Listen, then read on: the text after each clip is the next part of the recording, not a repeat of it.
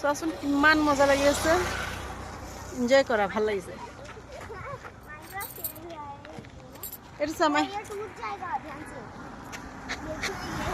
বহি আছে তাকে ধুনীয়াকৈ বহি আছে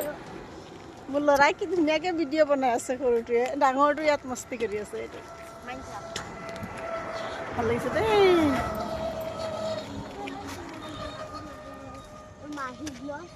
अब हम हैं मेन रोड के ৰাস্তা কি किनारे ধুনীয়াকৈ গাড়ী গৈ আছে বোলে ভিউটো বহুত ধুনীয়া